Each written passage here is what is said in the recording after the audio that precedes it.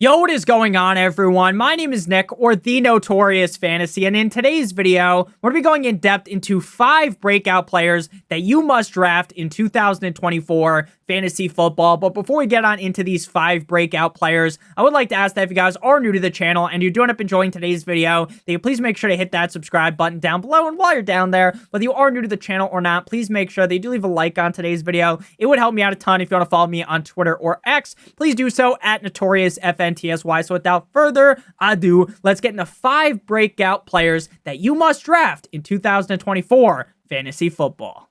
We begin with the first breakout player, and that is going to be Garrett Wilson, wide receiver of the New York Jumbo Jets, current underdog ADP wide receiver 8 at pick number 11. Now, I will be blatantly honest with you guys when I say that Garrett Wilson in the first round does feel a little bit gross. Now, it has nothing to do with Garrett Wilson's skill set because Garrett Wilson is a phenomenal player on the field. The problem is we drafted Garrett Wilson very early last season, and that ended up being a complete and utter disaster, and now we are drafting him in basically the identical spot, if not maybe even higher than the price you had to pay last season. Now, last season, obviously, everything went wrong for the Jets offense. Outside of Breece Hall, who was able to tread water in an offense that was terrible, right? When Aaron Rodgers gets hurt roughly 5 milliseconds into the season, a premature ejaculation of the season for Aaron Rodgers, the whole ship sunk. Despite the fact that Garrett Wilson ranked 11th in total route wins, despite the fact that Garrett Wilson played in all 17 games last season and was top 5 in targets. He averaged nearly 10 targets per game, 168 targets, 9.9 per game, 4th at wide receiver, 95 receptions, 5.6 per game, 13th. The real kicker for him was only 1,000 receiving yards, and I say only 1,000. 1,000's a solid mark, but it's not the best mark when you get 168 targets and when you score the 58th most touchdowns at the wide receiver position with just 3. The targets were not accurate at all, come in the way of Garrett Wilson's 6.4 target accuracy, 76th at wide receiver. Now, despite the fact that Garrett Wilson was basically always open like a Waffle House, it didn't matter because the MILF Hunter Zach Wilson and Trevor Siemian could not get it done. Now, I still do note that it feels a little disgusting to pick him in the first round because now we got Aaron Rodgers coming off of an Achilles injury, and that motherfucker is as old as Gandalf the Grey. So it's a little bit scary when you think about it. But, and this is a big but, shout out to Kim Kardashian, I would be shocked if Garrett Wilson didn't put up his best numbers of his NFL career as long as he and Aaron Rodgers are able to stay healthy. Even if Aaron Rodgers comes back and he's not the Aaron Rodgers of the past, I still believe Garrett Wilson will be successful. Will it be worth pick number 11? Maybe, maybe not. But if he falls into the second round with the amount of upside this Jets offense possesses, with the added weapon of Magic Mike Williams on the team, I really do like the upside of Garrett Wilson. I think this will be his best season yet. At number 2, we got my boy Devon Achane, running back of the Miami Dolphins. Underdog ADP running back 7 at pick 24.3, while Kyren Williams is stumbling and bumbling down the rankings. Devon Achane is rising quickly, right? Last season, Devon Achane, as a rookie, was phenomenal. He came out of nowhere like a Randy Orton RKO. Now, if you watch my YouTube channel, I was banging the drum all off season long for Devon Achane. I was talking about how while I love Raheem Mostert, I love the burst, I love the speed of Devon Achane in an offense that is essentially running on the NOS of those driving games that you could play at like the bowling alley. You know, you smack the thing and your car goes on two wheels up in the air and you go super fast and you can just smash the pedal and it goes really fast. That's essentially what the Dolphins were trying to do last season, and they succeeded at doing that. That's exactly what they're going to do in 2024. Now, for a finish at the end of the season, Devin Achane was only the running back 24, but he was the running back 5 in PPR points per game, playing in 11 games last season with 4 starts. He missed a few games with a knee sprain in the middle of the season. He had 103 carries, 9.4 per game, ranking 47th at running back, but turned those under 10 rushes per game to 800 rushing yards, 72.7 per game, 25th. He had 37 targets, 3.4 per game, 35th, 27 receptions, 2.5 per game, 38th, 197 receiving yards, 17.9 per game, 34th, and 11 total touchdowns, 9th at running back. Now, is Raheem Mostert going to completely disappear from this offense? I do not believe so. I think both Raheem Mostert as well as Devin Achane are solid picks based upon where they are getting drafted. But if I had to pick one or the other, I am going with Devin Achane every single time. Raheem Mostert is getting older, and Devin Achane is a new young buck in the NFL, and this guy was incredibly efficient last season. Second in true yards per carry with 6.6, 7.7 yards per touch first, 27.7% juke rate third, and a 12.6% breakaway run rate first. I know what you might be thinking. Nick, don't you know that the Dolphins drafted Jaylen Wright? I do know that. And while I think Jaylen Wright will get some usage in this offense, I don't suspect that Devin Achane is going to get stabbed in the back, Julius Caesar style, by Jaylen Wright. I think, if anything, Raheem Mostert would lose the volume to Jaylen Wright. And in reality, I think Jaylen Wright is the future of the backfield. And when I say that, I mean, like, once Mostert's gone, because again, he's getting up there in age, that's when we're really going to see Jaylen Wright.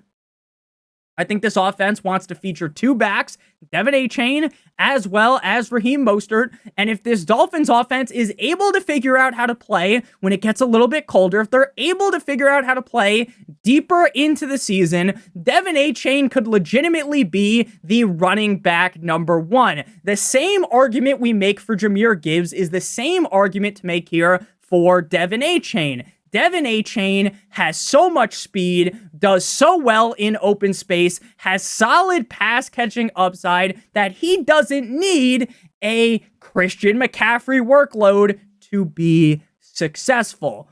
While his amount of touches might be spotty game in and game out, I suspect this Dolphins offense to be solid yet again, and I think that Devin Achane any week could literally put the team on his back like backpack on fucking Dora, and I think that Devin Achane is going to end up breaking out this season, putting up humongous numbers, and if they phase out Raheem Mostert even more, this might end up being a pick that's even more safe, more consistent than I would originally have projected. At number 3, we got Anthony Richardson, AR-15 quarterback of the Indianapolis Colts, underdog ADP quarterback 6 at pick 55.6.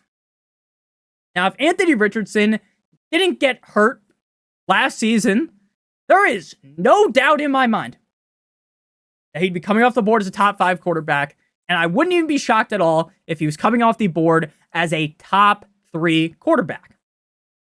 Now, is Anthony Richardson a top 3 quarterback in the National Football League? Fuck no, baby. But in fantasy football, where you get so much upside from running the rock, you only have to run the ball 10 yards to get a point. You have to throw the ball 25 yards to get a point. In a lot of leagues, you run in a touchdown, you get 6 points. You pass a touchdown, you get 4 points. He was the quarterback 11 in PPR, or not PPR, just in points per game and 4 point per passing touchdown leagues, playing in 4 games last season. He missed 1 game with a concussion and then missed the rest of the season after sustaining an AC sprain in week 5 up against the Les Titans, a game where he got hurt relatively early, which hurt his per game statistics. Do you know how to read today, Junior? He was a top 4 quarterback in 2 of 4 games. Now, Anthony Richardson is a complete and utter firecracker for fantasy football this season. I could see him exploding into this wonderful 4th of July celebration where there's a million fireworks going off and there's a song set to it and they're going off at the perfect time. It's a beautiful sight to behold. And you're like, wow, this is amazing. But I could also see this being a fucking Jason Pierre-Paul 4th of July celebration where you leave with a couple less fingers, right? Where Anthony Richardson gets hurt and then you end up having a metaphorical Vikings funeral or Viking funeral for your team.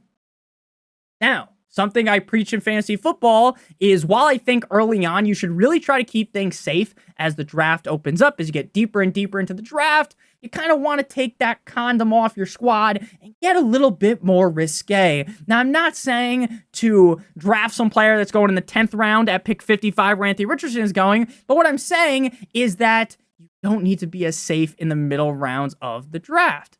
Anthony Richardson could easily be the number 1 quarterback in fantasy football because of his rushing upside. Again, as a fucking rookie. As a rookie, he was a top 4 quarterback in 2 of 4 games. He had 84 passes, 50 completions, 577 passing yards, 3 total touchdowns, which was at a 3.6% rate. Do I think Anthony Richardson's the most prolific passer to ever grace the NFL? No, but I think he's going to get higher than a 3.6 rate. The 5% passing touchdown rate is what I would consider normal. So when a quarterback like Mahomes throws for 5.8, it's probably likely he could do 5.8 again. But a guy like Anthony Richardson, who I think is good enough at throwing the football, 3.6 is a little bit low. Now, he only threw 1 interception, 25 carries for 136 yards, and 4 rushing touchdowns. The rushing touchdowns, the rushing upside is the kit and caboodle, I believe is the term, for Anthony Richardson, the Konami code quarterback, which I think is the dumbest name ever. You sound like a real virgin if you use the term Konami code quarterback. I don't know, for me, I just think it's a little bit lame. You'd be like, Nick, you look like a fucking virgin. You're the guy making fantasy football videos, you idiot. No, it is what it is. You could obviously use that argument as well. But yeah, the Konami code quarterback, the quarterbacks that can run the ball, the upside is really the moon with those type of quarterbacks, and Anthony Richardson is exactly that. Again, I get that you might be nervous about the injury concerns, but based upon where he's going, I think risk is worth it, right? The risk worth it. Well, it might feel a little bit scary. While you could end up like the people that went down to go visit the Titanic all those months ago, could end up, having a great time. You could end up going to look at the Titanic, coming back out of the water and not combusting. So shout out to Anthony Richardson. I love the upside, and I'm buying back in. I bought in last year. Why not buy back in again at number 4? Put your foes up. If you guys have enjoyed thus far, make sure you guys hit that subscribe button down below. And whether you are new to the channel or not, make sure you leave a like on today's video. It would help me out a ton. So at number 4, we got Jayden Riley Reed, wide receiver of the Green Bay Packers, underdog ADP, wide receiver 34 at pick 57.1, wide receiver 25 in PPR, and wide receiver 26 in PPR points per game. Just like Frankenstein, Jayden Reed came alive towards the end of last season, and while I was all over the Christian Watson bandwagon, while I was essentially fondling the balls of Christian Watson metaphorically for fantasy football, he ended up being a bust, and Jayden Reed ended up being great. Shout out to Tony the Tiger. 16 games played with 13 starts. He had 94 targets, 5.9 per game, 40th, 64 receptions, 4 per game, 35th, 793 receiving yards, 49.6 per game, 35th, and 10 total touchdowns, 5th at wide receiver, all while being very efficient. 5th in fantasy points per target, 8th in fantasy points per route run, and 5th in fantasy points per target. This is a wide receiver that is linked to one of the best offenses, in my opinion, in the NFL. Now, am I going to sit here and claim that Jordan, love me tender, love me sweet, is now a top 3, top 5 quarterback in the NFL? I'm not ready to do that after one season.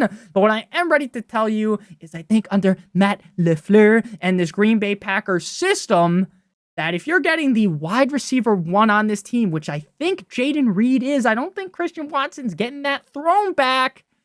I think having Jordan Love's wide receiver 1 at pick 34 is a complete and utter steal. Call up Lester before the draft, set up the heist, and you get Jayden Reed. Beautiful. It is truly beautiful. Jayden Reed looked fantastic last season on tape, in my opinion. I want pieces of an offense that I feel like is going to continue to explode game in and game out like the Packers. I want their wide receiver 1. Does that mean that I'm fully off of a guy like Christian Watson? No, I am not, based upon ADP. But where Jayden Reed's going as the wide receiver 34, I think he's going to be a very reliable wide receiver 2 week in and week out. When the Packers have those big games, maybe they have an old school shootout like in the Civil War, or the Revolutionary War, I guess would be the better analogy for this, right? The Revolutionary War, where they're standing in front of each other with muskets, shooting back and forth like a true shootout, right? Back and forth, rock'em sock'em robots affair. That's what we're looking for here with the Green Bay Packers, a team that is going to strike in a big way. Shout out to Pete Weber, legendary bowler. Jayden Reed, really good. I loved what I saw last season on tape. I loved what I saw in the efficiency stats.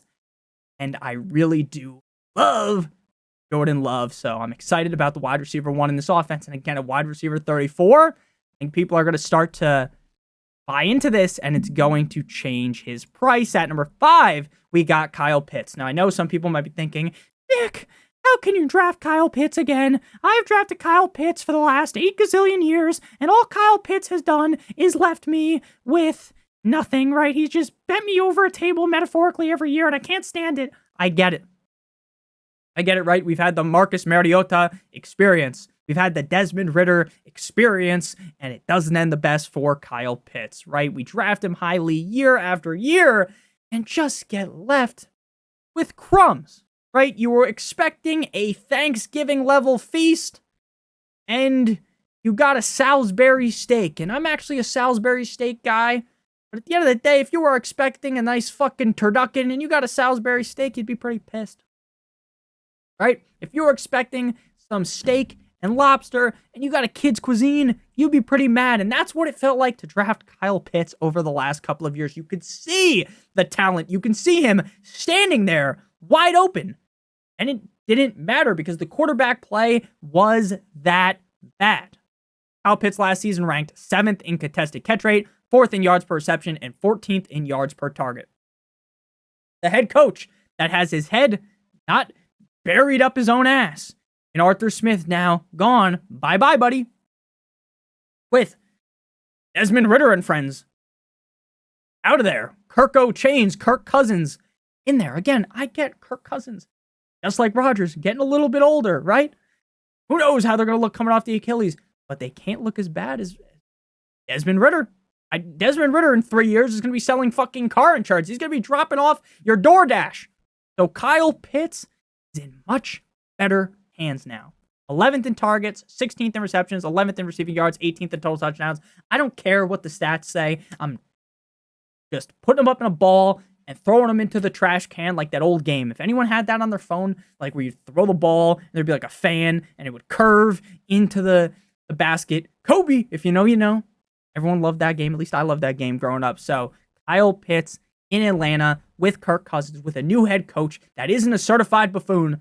I love Kirk Cousins. I love Kyle Pitts, and I think Kyle Pitts is going to break out this season. So my 5 breakout players that you must draft in 2024 fantasy football are Garrett Wilson, Devon, 2 Chains, Anthony Richardson, Jayden, Riley, Reed, and Kyle Pitts. Thank you guys all so much for watching. If you ended up enjoying, make sure you guys hit that subscribe button down below like it owes you some money. Mike Tyson, right uppercut. Make sure you guys hit that like button down below.